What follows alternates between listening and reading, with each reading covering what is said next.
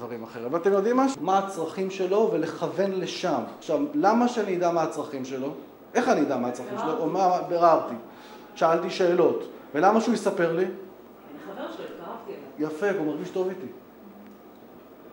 זאת אומרת שמערכת היחסים זה לא רק בשביל שיהיה לנו נחמד ביחד, זה התנאי לכך. שהוא ייפתח. והוא יגלה לי. מה אנשים אוהבים יותר לעשות? דבר או להקשיב? תנו להם לדבר! תנו להם לדבר! אנשים לא אוהבים לשמוע את הצד השני נואם שעה. הם לא אוהבים את זה. בדרך כלל גם השעה הזאת היא 90%, לא בכלל איפה שאני מכוון. אז בשביל מה הנאומים האלה? תנו להם לדבר, אחר כך תיקחו מתוך מה שהם אמרו, תנסו להבין בדיוק לאיפה, מה הדבר שמניע אותם. תראו לשם, אחר כך תרחיבו, אחר כך אולי, לא יודע. אבל ככה זה צריך לעבוד. והם נורא נהנים מהסיפור הזה. אבל כמה פעמים אנחנו נותנים להם את האפשרות הזאת. אנחנו גם נבהלים משפת הגוף שלהם, עושים לי פרצוף, כן? מה באת להגיד לנו?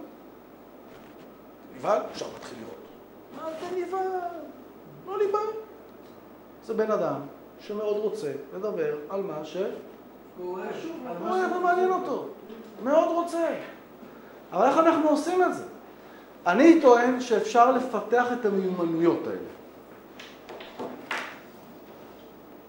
של שיחת חולין. אפשר לפתח את המיומנויות האלה. למה אני מתכוון?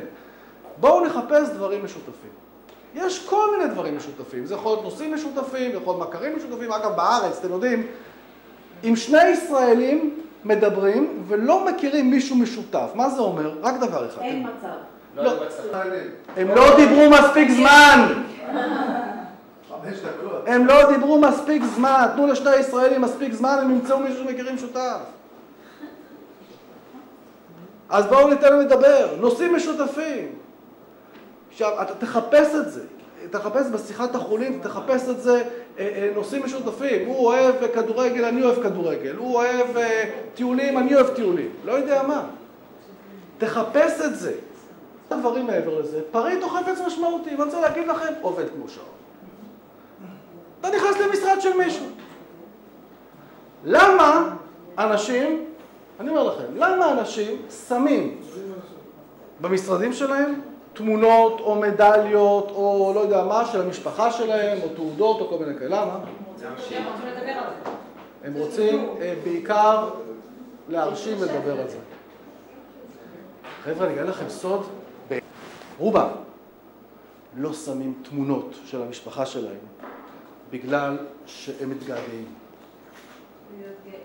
הם שמים את זה כי הם נורא רוצים לדבר על זה. עכשיו, הם אפילו נעלבים אם הם שמים תמונה של הילדים שלהם ואתה לא מדבר איתם על זה. לא מתייחס. תתייחס, הוא שם תעודה. ריבונו של עולם, הבחור סיים קורס גלישת צוקים. קורס מג'יק. היינו אצל משאבי אנוש, ואז מנהל המחירות ככה הצטרף, היא בדיוק הלכה רגע לזה, ואז הוא שואל אותי, אתה רוצה לשתות קפה? אני ממש לא רציתי לשתות קפה, אני אומר לכם, טבעתי כבר בקפה באותו יום, כבר לא יכולתי, בטח קפה, בטח קפה. מה זאת אומרת? 3 פעמים ארוחת צהריים? פעמיים בקרה ו3 פעמים. כן, אז אני הלכתי איתו להכין קפה, כי אני יודע שיש לי זמן. אגב, תמיד שאומרים לי, אתה רוצה? אני אומר כן. ואני קם, בין אם זה קפה, בין אם זה מים, בין אם זה זה, מה? סיגריה. ואז מה שקורה שאנחנו הולכים, ופתאום אני רואה מכונת קפה כזאת יפה. והוא אומר לי, אני אומר לו, תשמע, מכונה יפה יש לכם פה. יש לי חבר שקנה מכונה כזו לבית ב6,000 שקל. מרוב שהוא אוהב קפה. אז הוא אומר לי, 6,000 שקל מכונת קפה? אני לא מבין. מילא כנף לאופנוע. תפסתי אותך. מה? תספר. פתאום הבן אדם מספר ומספר, והוא נוסע, והוא טס לחוץ לארץ זה, ובארץ זה פה ושם ושם ופה, אבל אני גם קולט שהוא לא עושה את זה מספיק כפי שהוא היה רוצה. ואני שואל אותו, תגיד לי, למה אתה לא נוסע לעתים יותר קרובות? הרי יש לך, התפקיד מאפשר לך, אתה נוסע בעולם כל הזמן במילא, ויש לך תמיד, אתה אומר את היומיים 3, למה? הוא אומר, תשמע, אני לא יכול. אנשי המחירות שלי הורגים אותי. כל הזמן טלפונים, כל הזמן מיילים, כל הזמן נתקעים, כל הזמן לא מסתדרים. אני אומר לך, זה כבר מוציא לי את כל החשק. אמרתי לו, בשביל זה באנו לכאן. אחרי הסדנה הזו, אתה תוכל הרבה יותר לרכב על אופנוע בשקט וליהנות מזה. נגמר, הסיפור נגמר. שיהיה לכם ברור, הסיפור... גם התועלת עבר. זאת התועלת. ואחר כך הייתי צריך להוכיח בשיחה איך זה קורה. אבל זה העניין. חברים,